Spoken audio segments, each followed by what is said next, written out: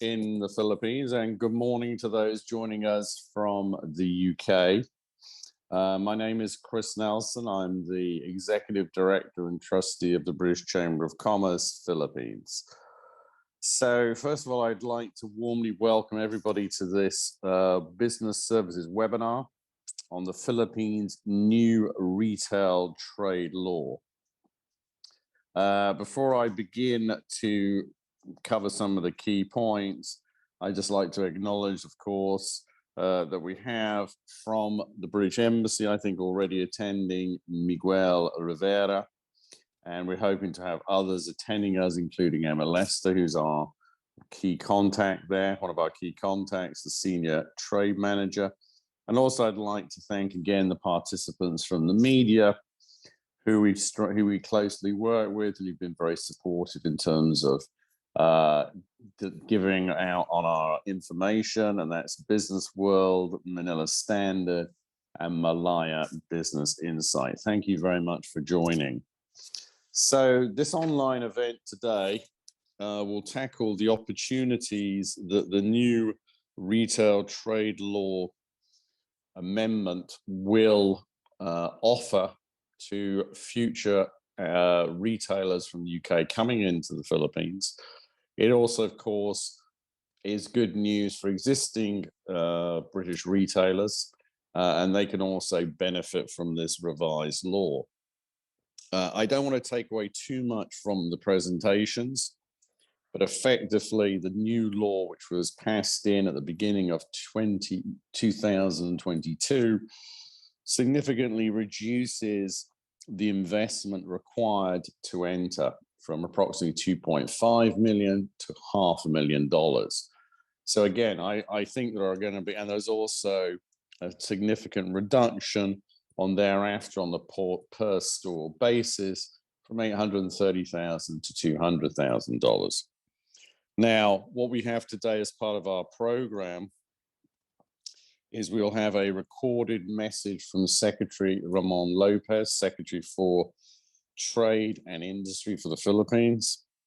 And then we will have as our key guest speaker, and we're very pleased to have him, is Director Bien Al Ganapin, who's actually on behalf of NEDA, that's the National Economic and Development Authority. And thereafter, once we've done a Q&A with NEDA, we will also then have a presentation on Mutt Motorcycles, which is a UK product already selling.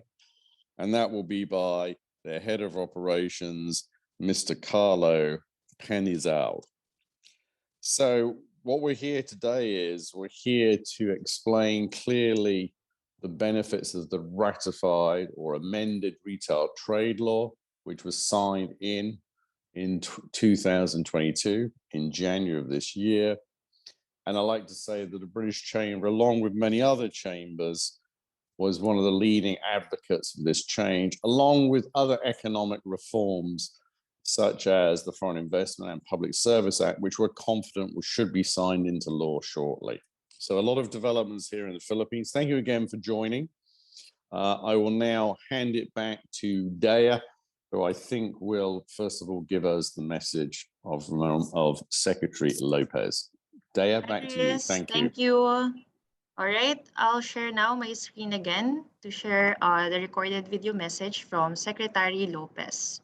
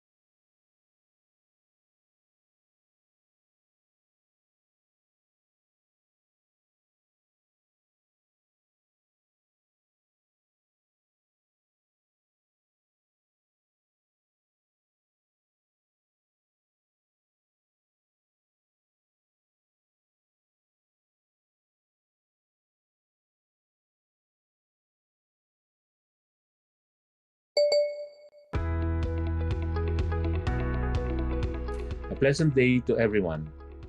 I wish to thank the British Chamber of Commerce of the Philippines, Mr. Chris Nelson, and your group for helping us disseminate the good news of this game changer law for those who are planning to invest in the Philippines. As you know, for many years now, so many foreign retailers have signified their interest in investing in the country, but found our requirements too restrictive. Among the requirements under Republic Act number 8762, the provisions that foreign investors find very difficult to hurdle is the 200 million US dollars net worth requirement, which was purposely included during the deliberations of the RA 8762 in the period prior to its passing in the year 2000, to limit the entry of foreign retailers to huge corporations only. Another restrictive condition was the investment requirement of $2.5 million. Then there was the 830,000 US dollars investment requirement per branch. This was considered difficult in most of our engagements with potential investors, since this comes in addition to the minimum paid-up capital requirement. The good news is that we have revised the restrictive law thanks to our Senate and Congress, and the features shall be presented by our distinguished presenters. Now, as more players are allowed to enter into our retail trade industry, there will be more competition, which will further bring down the cost of listing fees for manufacturers' products to be sold in retail establishments, example, the supermarkets and the malls. Currently, the limited number of retail establishments forces manufacturers to pay higher listing fees or shelf and gondola rentals. With more players, micro, small, and medium enterprises will have more options of retailers to sell to, giving their products more exposure and lowering the cost of merchandising and the cost of entry. With the liberalization of our retail trade industry, we foresee greater competition, efficiencies, lower listing costs, and more partnerships and joint ventures. This will further level up the retail trade industry to global standards, allowing them to adopt international best practices gained from knowledge and technology transfers and to innovate. Thus, we highly encourage all of you to make it happen in the Philippines and join our growing retail trade sector. We invite you all to come visit the Philippines now that we have removed quarantine restrictions and in the process of de-escalating to alert level 1, that will remove all the remaining health protocol restrictions, except of course for the basic masking, regular disinfection, the requirement to have good ventilation, and the continuous vaccination drive. We look forward to seeing more UK retail brands to take part in the Philippine growth story. Thank you and mabuhay po tayong lahat.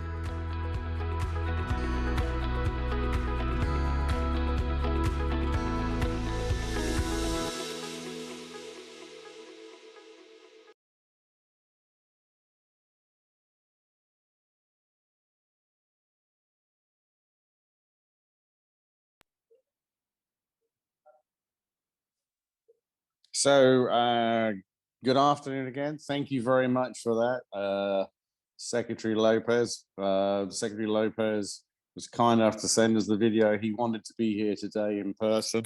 However, obviously has a very busy schedule and unfortunately could not make it, but he was very kind enough to send us that message. And I think he's highlighted some of those key developments. And obviously it's a warm welcome and an invite to visit the Philippines. Now, we will listen shortly, as I mentioned before.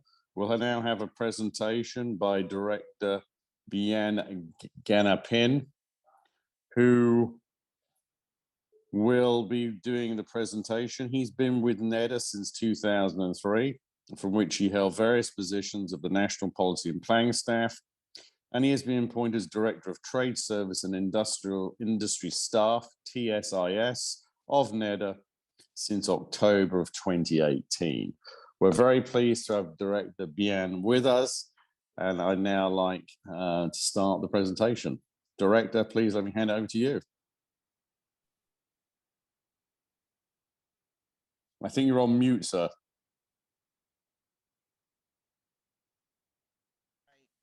Am I coming in clear, sir? Now you're not on me. Yes. Good afternoon, Okay. Director. How are you? Thank you very Good much for afternoon, sir. I'm joining us. fine. And we much appreciate it. And I'll let you now do your presentation. I think afterwards we'll do the Q&A, correct? Okay, sir. Okay. Thank you very first, much for your time. Yep. Yes, sir. Thank you. But first, let me just thank you for your kind introduction, and also thank you. We wish to thank the British Chamber of Commerce for giving us this opportunity to share the highlights of the Retail Trade Act that was recently approved or signed by the president. And let me now share with you my presentation.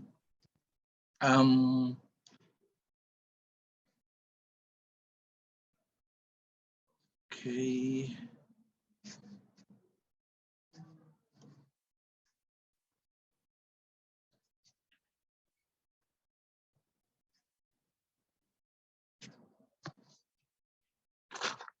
Sorry for the delay.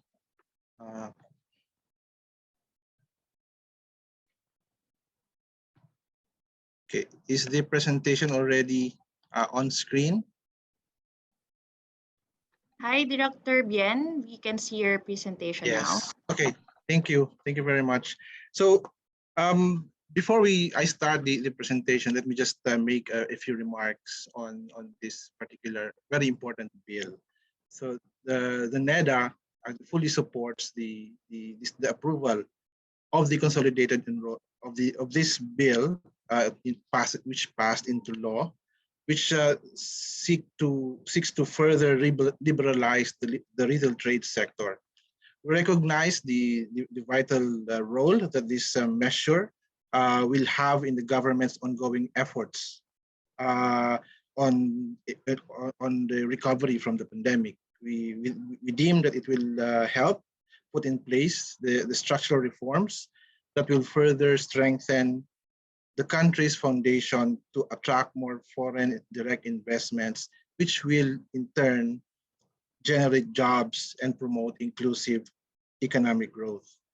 In particular, the agency supports the proposed amendments to remove the different categories for foreign retailers and to set a uniform level of minimum capitalization requirement at 25 million. So this will simplify the processes and reduce the regulatory uncertainty, which can create an environment conducive for businesses and investments. Moreover, these amendments will also reduce barriers to widen the array of consumer choices at lower prices and increase the inflow of new technologies and innovation. Moreover, we recognize that this law has been certified as urgent by the President and is among the priority legislation cited in the Philippine Development Plan. And enacting this bill into law, we believe that is a step in the right direction, as it will improve the country's bid in providing a better quality of life for all Filipinos. So with that, let me just proceed to the rest of the slides, for the rest of the presentation. As you will see from the slide, just to provide you a context, and as Sir Chris already mentioned earlier, that this bill forms part of the economic liberalization bills that the NEDA is also supporting.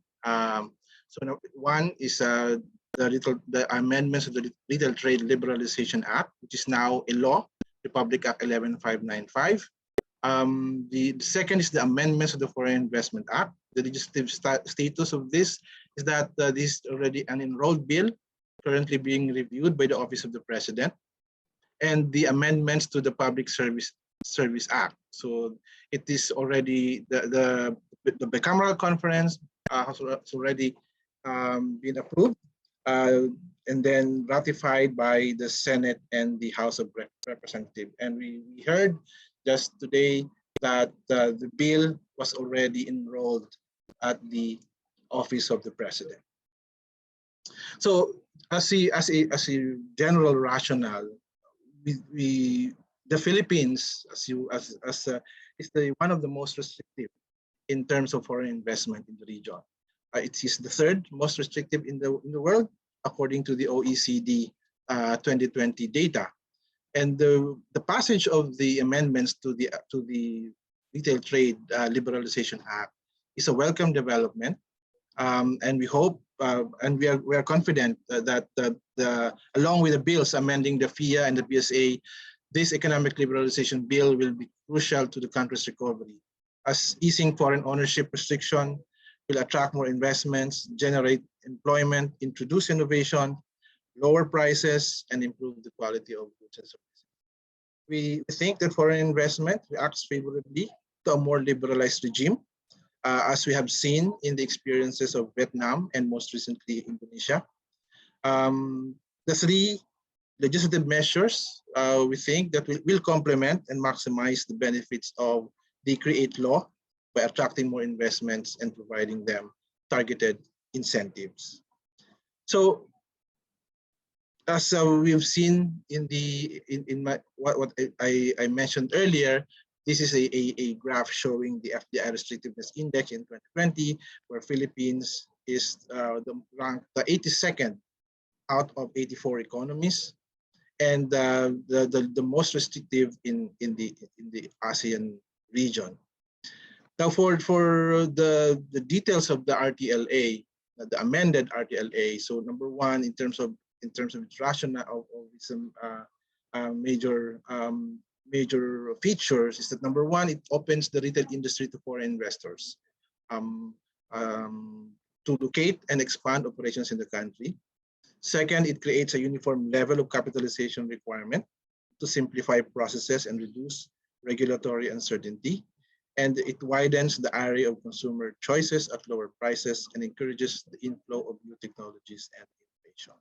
So this slide shows you the salient features from the old law to the recently signed law.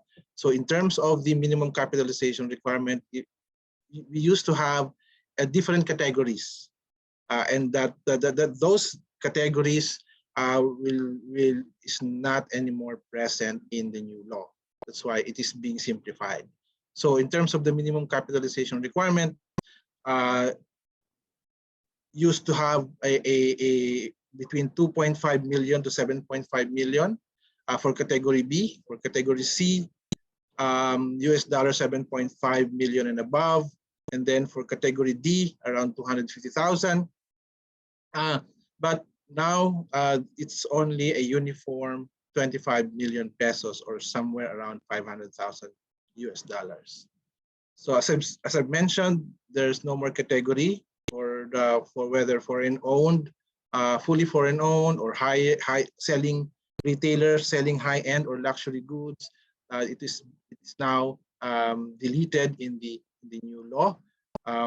In terms of local content, in the previous law, we have 30% stock inventory for categories B and C, and 10% for stock inventory for category D. But in the new law, in the amended law, we did not set a volume. We only the law only mandates that local content is encouraged. So for the capitalization per store, USD $830,000 for categories B and C for the capitalization per store. But in the new law, we have around 10 million pesos, or around 200,000 US dollars. In terms of pre-qualification, in the previous law, we have at least 200 million for B and C, USD 50 million for category D, and then with the net worth for requirement for parent corporation, other requirements or preconditions are the applicant or the retailer, the foreign retailer, should have 5 years in business or retail experience, or they have at least 5 branches, and then reciprocity is also required. But for the new law, there is no pre-qualification, except that they maintained, I think, the reciprocity. The reciprocity requirement is retained. For provisions on labor, there in the old law there was none, but in the amended law, there is a provision there that provides for a local labor encouraged, but basically these are in compliance to the existing labor code of the Philippines.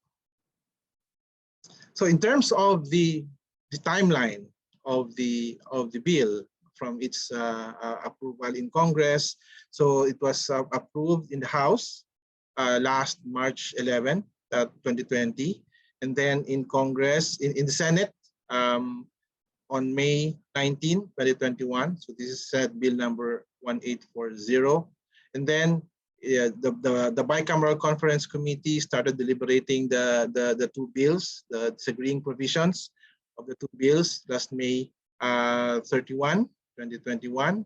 And then it was ratified by the Senate on September 20 last year, and then followed by the House of Representatives on 21 September, and then it was enrolled to the Office of the President sometime in November 10 in 2021, then signed into law on December 10, 2021. Now, with regards to the implementing rules and regulations, the NEDA was mandated to lead the drafting of the IRR, but our coordination with our colleagues from the Department of Trade and Industry, specifically the Board of Investments, they expect the IRR to be published in March 2022, and in fact there is a public consultation on the IRR scheduled on March 4, Friday. So everyone is welcome to attend. We encourage you to attend the public consultation on the IRR of the TLA, so that any questions or clarifications can still be fleshed out, and possibly can be incorporated in the final draft of the IRR.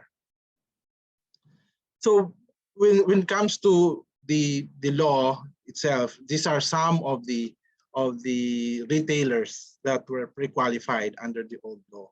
So we have, these are just some of the few lists that over the years that the law was able to pre-qualify, and some of in the recent ones are IKEA, we have Muji, we have Family Mart, Watson's, H&M, among others. But when during our discussion with our counterparts at the DTI, we've learned that there are actually potential investment leads already that are interested to come in, and they're just waiting for the law to be finalized.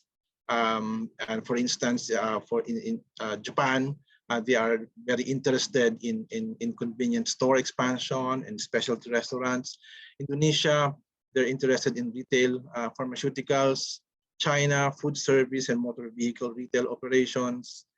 South Korea, there were investment leads on Korean food franchises. And for the UAE, they're interested in setting up medical equipment as well as food retail. And for Denmark, footwear. So these are just some of the potential investment leads that signify their interest to explore opportunities here in the Philippines. And with that, this ends my presentation, and thank you very much.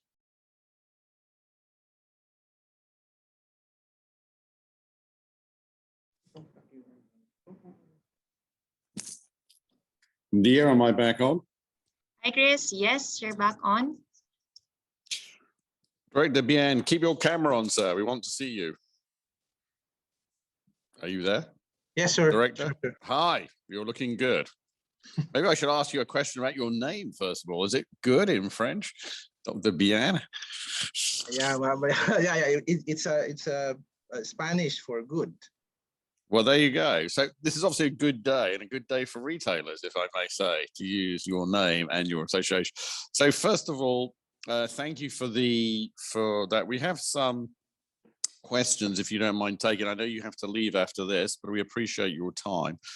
So the first, actually, I'd like to ask you is this law amended the previous retail trade law, right? The one you referred to, correct? Yes. Now, some of the retailers or some entrants, including those from the UK, entered under the previous law, right? Yes. And now we have, and thank you very much for the timeline.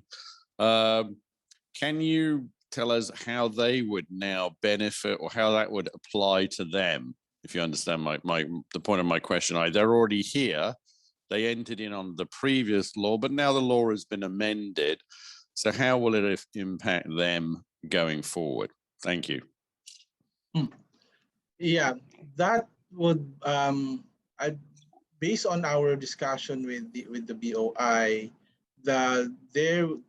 those that are already here will be subjected to the of course they will be subjected to the old law, but those who will be coming in will have to be under the new law. I guess I don't have a ready answer on what the I think I've asked a difficult question. Yeah. For the current ones, I have to get back on you on that. But well, please, and maybe you can. Yeah, and maybe you can look at that during the implementing rules, because clearly, I'd imagine if you want to discuss with the Board of Investments, it will impact on if they want to do future stores. I agree. Yes, but that should be taken. As we come now, and can you just explain, because obviously we have a lot of people, and not everybody is familiar with the process of the Philippine law. Can you just explain to them, because obviously you've given a very good timeline when the law was signed in. Can you just explain to them a little bit more detail, maybe for those who are starting in from the UK, what do you mean by implementing rules and regulations? Because other countries may not have the same process, right? And how does that apply? And I know you're having a public consultation. I think you said it was Friday, the 4th of March. And then maybe if you could just say how that works and in general, just to explain to people, right, in terms of implementing rules. Yeah. The implementing rules is basically there to provide some clarity on the law itself. Like for instance, I'm thinking of some specific provisions in the law, like for instance on the issue of reciprocity, for instance. Then the IRR will have to define what does it mean when for a company to be compliant with the reciprocity provision. What are the documents needed for companies that intend to set up retail in the Philippines, or even if for instance on the minimum paid up capital requirement. It says in the law that the minimum paid up capital requirement is around 25 million. And then there is a question with, yes, in pesos. And then there is a question now whether these to be held in cash or in property. So the IRR will have to make a clarification on that. Understood. Now, a further question, actually, and I think it was very good in your presentation. You explained that you also liaise closely, obviously, with your other counterparts in Southeast Asia, right? I saw, your Indonesia references, correct, Director? And also, I think you were very candid in showing, obviously, where the Philippines in terms of restrictions and so forth, right? So, moving on, do you have, and I'm not sure if it's you or NEDA or Board of Investments, from these changes, do you have in your mind a target in terms of investment from retail into the retail sector, whether it's from the UK, from Europe, or other areas, which hopefully this law should realize, because that then would be a benchmark to judge it? Yeah. Actually, it's a good question. It's good that you asked that, because during the time that the law was being deliberated, we actually asked the joint foreign chambers in the Philippines that on whether there are interested retailers from their side who are keen on investing in the Philippines. But practically it's not really straightforward. But what we do hope to achieve here is that by making the process less cumbersome for investors and making it more attractive in the sense that they will need lower capitalization to come into the Philippines, I think that would be a good signal for the Philippines to tell the investors, foreign investors, that they are welcome in the Philippines. And on that point as well, and although we're not discussing in that same detail as we are the Retail Trade Act, you did make a reference to both the Foreign Investment Act and the Public Service Act. And if I was listening correctly, I think the Public Service Act is now going as an enrolled bill. Is that correct, Yes, sir. Director? And already the Foreign Investment Act, I think, is with the Office of the President for signature. So maybe just to the people listening, if you can just give what will this mean? Just the very key highlights, because I think it's important that people who are here today listening in, that the Retail Trade Act, the Foreign Investment and the Public Service Act, all of which the British Chamber has been a key advocate as well, is a complete package of further economic liberalization, and they've been marked as urgent bills by the current administration. If you could just give a kind of sense there, I think that would be highly appreciated.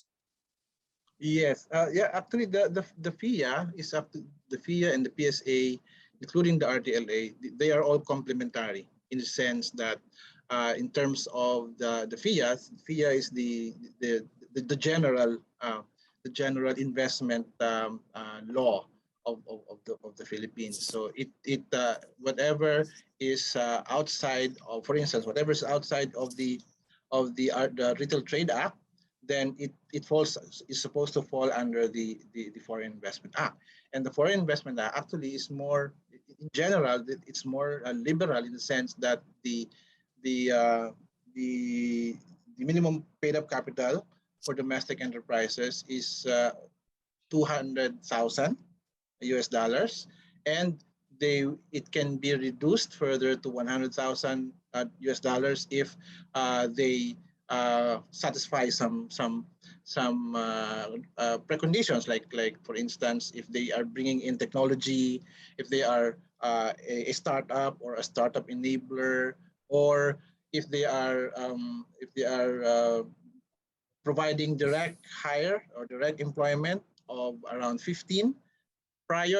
Previously, the law states that the direct hire should be 50, but now they reduced it. The FIA law, the amended FIA, reduced it further to 15 or 15. So with regards to the PSA, the Public Services Act, is basically it defines which ones are public utilities. So by defining what a public utility is, taking into specifying that these are the public utilities that will be that will remain 60-40 in terms of foreign equity participation, then all others will now be considered as public services, and therefore can be excluded from the 60-40 rule. So what does what does this mean? So that this means that other sectors which was previously are classified as under 60-40 can now be fully foreign owned. Like important sectors here in the bill, in the amended PSA bill, are the telecommunications, I think the domestic shipping. These are very important. Railways, also the to some extent public transportation related to the likes of Grab and Uber, something like that. So this all others that are not qualified, or that are not specified or defined as public utility can now be 100% foreign owned. Okay. So that's basically the gist. The other question I had for you is, you talked about we talked about the implementing rules and the public consultation. I assume, is that going to be by Zoom, I assume, or by not face to face? Yes, it's going to be a virtual public consultation. It's the target, our ambitious target is that to finish the IRR, at least for the RTLA. I think I'm very confident that it will be published by March. But for the FIA and the PSA, the ambitious target here is to make it to finish the IRR before the end of this administration. No, I think that's a great idea, and obviously we welcome that. My question actually on the public consultation is this: that obviously if we have interested, who can attend that? So I know it's virtual, but for example, if you have interested retailers from the UK, are they entitled to attend and give their points? Because obviously they are wanting to know how the implementing rules. I just like to know if you can kind of just advise the group listening in how they could be part of that, because I think that's a key discussion, right? Yep. For that one, Sir Chris, I'll have to get back to you on that. I can email that data here, or because I have to ask first our counterparts at the BOI, because they are the ones leading this public consultation.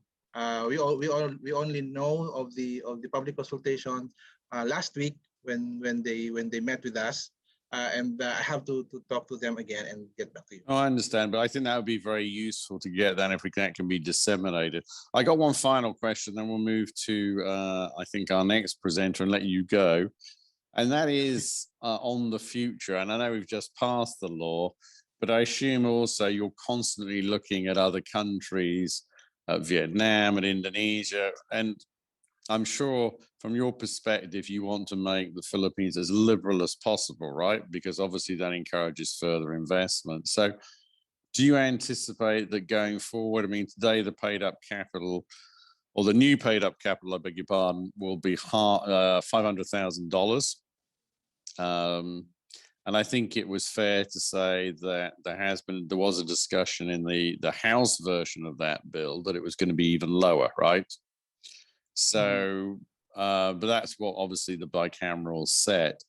Do you envisage, or could you see 5 years' time, whatever, that paid up capital could be reduced further? And does NEDA or the Board of Investments, I guess, monitor the progress to see that the bill is actually achieving what it should do, which is further investment in the retail sector, greater competition, and improved opportunities for customers and consumers and employee business people in the Philippines? Yeah. That's a good question. Actually, in fact, the law mandates that the NEDA, I think also the BOI, are mandated to review the paid up capital. So I think every 3 years there is a review, whether and that from that review there there will be recommendations whether to reduce it further.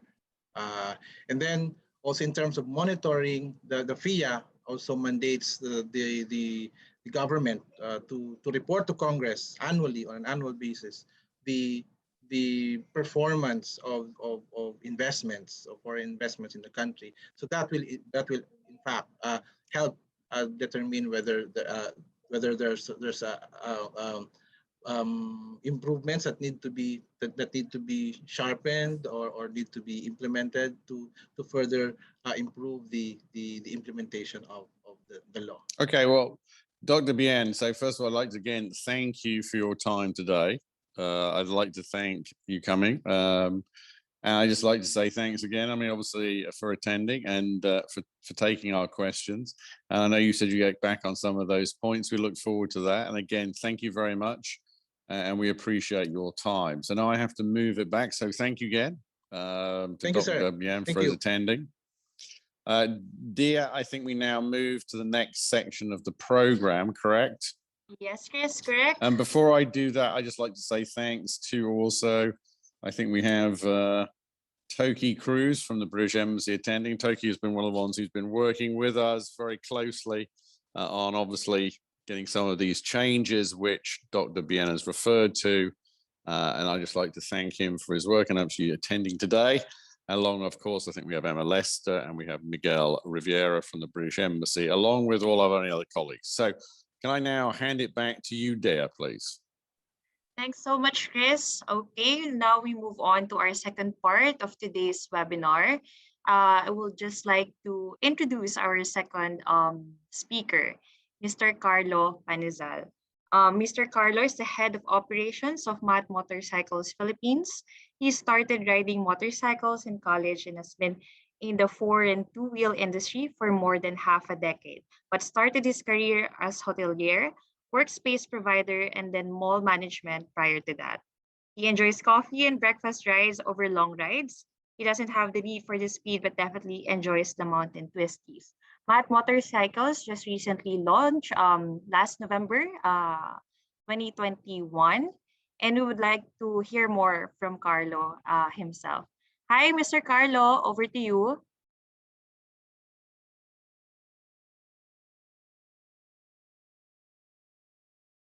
Hi, Mr. Carlo, you're on mute. Okay, there you go. Hi there. Can you hear me now? Yes, I can hear you very clearly. All right, great. Hi, Chris, and the rest of the team. Good afternoon.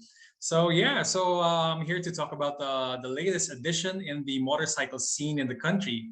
So first off, if you guys have been a fan of motorcycles in the Philippines, there's something missing in the motorcycle scene in the country. We already have, of course, scooters, utilitarian bikes. We have those adventure bikes, sports bikes. But in the Philippines, we have yet to see a custom-looking motorcycle right off the showroom. So this is what Mutt Motorcycles is all about.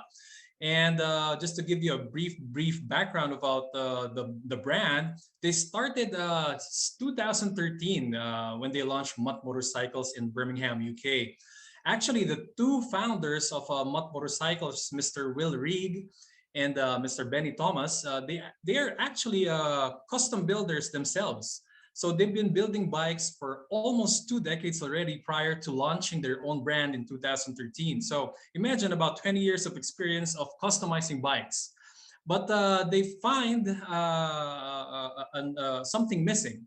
They found out that most of their followers can't afford these high-powered motorcycles, which is about in peso value, 1 million peso bike. So they thought of putting up something that is more affordable to the market. So that's why they build their own brand, which is Mutt Motorcycles. They have the DNA of their custom building, And they even have a reliable engine, which comes from a Suzuki GN series. So they are already in 15 countries globally and over 100 dealerships around the world. So we are the 16th country that they opened up. And in Asia, I believe we are the fourth. They already have in Korea, in Japan, in Singapore.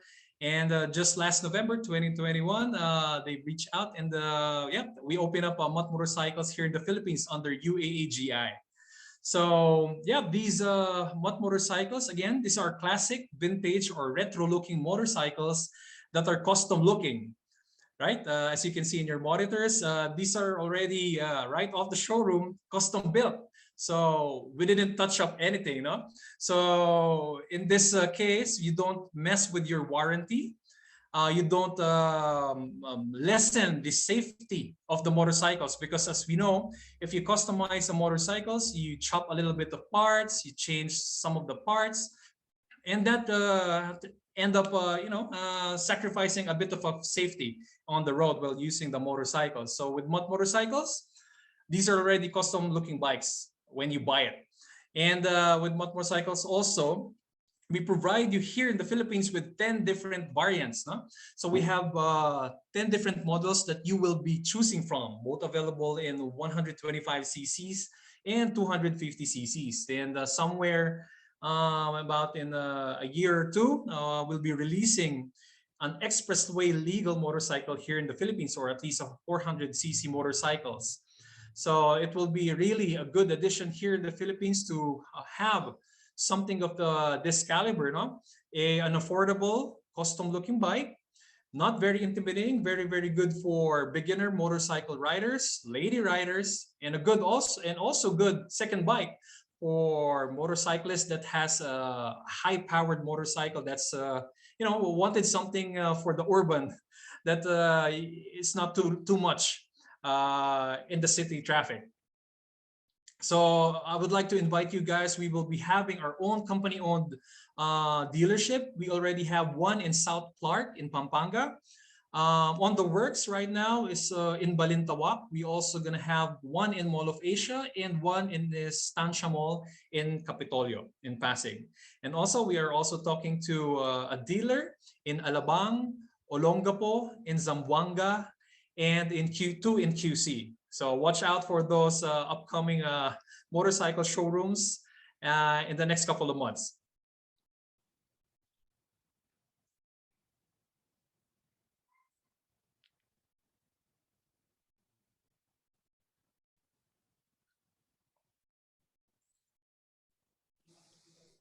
Hi, Mr. Carlo. Thank you very much. Hi, Chris. Yeah, and Carlo, thank you very much for that presentation. You want to put your back on your screen? Mm-hmm. So thank you very much for that. So very interesting here. So obviously, just so it's clear, obviously this is British motorcycles, right? I mean, you're bringing them in, right? They originated in Birmingham, UK. They call it the black metal from Birmingham. Are you a rider yourself, Mr. Chris? No, I'm not actually. So, but thank you for. I think I'm sure it's high quality, and I shall observe it from a distance. But that's just not my thing. But I guess the question is, so first of all, thank you for selling a British brand. Thank you for promoting, and obviously, based upon what you've been discussing and presenting to our listeners today, you're looking to expand into different areas because obviously. Yeah. The more areas, the more volume of sales. And of course, people need to get places where they can go to get obviously advice, to buy, to be serviced and so forth. Mm-hmm. So a quick question to you. Obviously, you've heard about these changes in the retail laws. Yeah. How do you see that benefiting for you? Will that assist you in terms of your expansion? Well, actually, competition is always good. So the more brands here in the Philippines, with motorcycles or regardless with any, what I call this, in any segment, competition is always good and always welcome. It brings more choices for the market. At the same time, it brings more, what do you call this, work for the Filipino people. Actually, when Mr. Bienes is presenting a while ago, it is really, really a good news for us, especially Mm. after hitting the pandemic for 2 years. Economics really bad. And with this changes in this law, with the addition, with the soon added businesses here in the Philippines, it will make the economic go back to where it was 2 years back. So having a smaller investment brings more companies. So instead of it will bring more volume to the number of businesses here in the country. And that's good to know. So it's good to actually hear for people on the line that actually people like yourself welcome competition, because that actually widens the market in general and the interest. Yeah. Just coming back to your experience of dealing with a British icon here, a motorcycle. I mean, there are different brands. Yeah. Maybe for those on where you can actually, because there are maybe some companies on the line today who the Philippines is a totally new market to them, and Yeah. obviously they may have a different view. What do the consumers? So I just like your understanding, and I know it's specific to motorbikes, but does the British heritage and quality resonate obviously with people? And do you see as a brand the UK, which we proudly represent, as Yes. kind of gaining amongst motorcycle aficionados and people in the trade? Yeah, yeah. Actually, aside from the Japanese Big Four, probably the British brands will come second, and that is gaining already with the what Filipinos are used to. Because maybe several years back, it is quite expensive for Filipino people to buy a British brand. It is quite intimidating because we already used to these Japanese motorcycles that we have here in the Philippines. But I think the British brands are already up there. They're already gaining in these Japanese motorcycles, and it has already been proven, with the likes of course, it would be Triumph, #1 here in the Philippines. Has the popularity, has the what do you call this? The following. So we already established the market for British bikes here in the Philippines, and it is not as intimidating as it used to be. I think with the help of the rising content creator like these vloggers that is doing this promotion online in YouTube, in TikTok, in Instagram, people are getting more aware of these brands that it's not really, it's not particularly used to. You're not really particularly used to. So with that avenue, we are already able to grasp, something that we are also riding that type of motorcycle, even though we haven't been on that saddle. So Understood. it is already being done with these content creators. Just coming back to your expansion plans, if I may, Carlo, for a second. So just recap for the people, because maybe everyone didn't catch it fully. So you first of all set up where, obviously, just so that people get. We already and then have, what's your plans to go across the country? Just to give another quick recap. Thank you. Yeah, well, we already have one in Pampanga in South Clark, and we're gonna have one in Pasay in Mall of Asia, and one in Pasig in Estancia Mall, and one in QC in Balintawak. So those are the 4 company-owned dealership that we are putting up.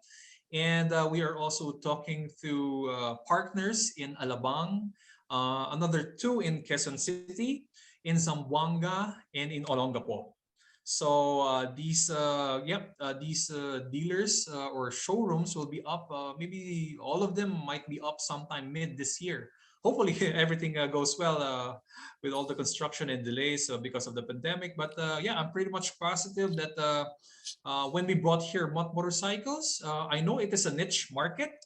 Not everyone is up for it. Not everyone likes the old school type of motorcycles. Some are for the sports, some are for the scooters. Yeah, definitely we have a market for this one, and especially that it is a British brand.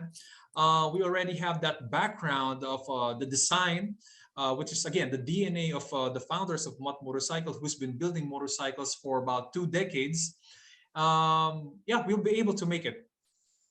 Okay, and just so that people know, when you have these dealer showrooms, which you've just outlined, so people can go in there, and if they purchase obviously a motorcycle via that, then I assume also they can be serviced there as well, should they need additions or whatever. Is that correct? Just so yes, that's correct. That's correct. Yeah. So all of our showrooms will have a service bay. And good thing also with Mutt Motorcycles under UAAGI, we can also pick up your motorcycle and we can bring it in the service and bring it back to your place. We also do free deliveries. So for example, you, Chris, hey, Carlo, I wanted a motorcycle. Can I get one? I'll transfer you or wire you the money and I can bring it straight to your doorsteps. Well, look at that. Well, look, Carl, I think I'll end it there. But look, I would like to say, first of all, thank you very much for your presentation today. I wish continuing success for Mutt Motorcycles and yourself. Yeah, great to hear that. Thank you. And I think it's very good to see a British heritage, if I use that word, or authentic brand doing well and continue to grow. And obviously, what I did particularly like is the fact that you're also welcoming the fact that maybe more competition, and I think that's important for people to know, the competition widens the market, and therefore is a beneficiary to everybody else. So Carlo, thank you very much indeed, and we wish you every continuing success, and thank you for your contributions today. Oh, thank you, Chris. So I think, Dia, can I just Dia? Hi, Chris. Hello. Hi. I think that's the conclusion of our webinar today. Am I correct? Yes, it is. I'd like to just make a comment. We just had a message from Dr. Bien, Director Bien, I beg your pardon, and he actually said that the consultation is tomorrow, not on Friday. So he apologized. He just wanted to correct himself. That's open to everybody. The link, I'm sure we can get it put up, and you can dial in for that, and then you can have the discussions. I'd just like to conclude by saying that we've had a discussion today on the Retail Trade Liberalization Act, the amendment. We've also had a reference to the Foreign Investment Act and, of course, the Public Service Act. And these are all part of the packages and economic reform changes that the British Chamber, along with many other organizations, and including efforts on behalf of our colleagues from the British Embassy, so Toki to Ian Cox and everybody else involved. We've all been working hard to get these through. We're very pleased to see the progress. And I think this gives great opportunities. We're happy to take any questions or that you may have later on, or how we can assist you to come and do business in the Philippines. So on that note, I will end. It's a very positive development. We thank you for your time today. If you have any questions or other points you'd like to continue with, Dia or Pam can do it. And Dia, I think that concludes our webinar today. Thank you all very much. Thank you so much, Chris. Thank you, everyone. Thank you, Mr. Bye now. Carlo. Thank Thanks. you. Bye-bye. Thank you, Carlo, again.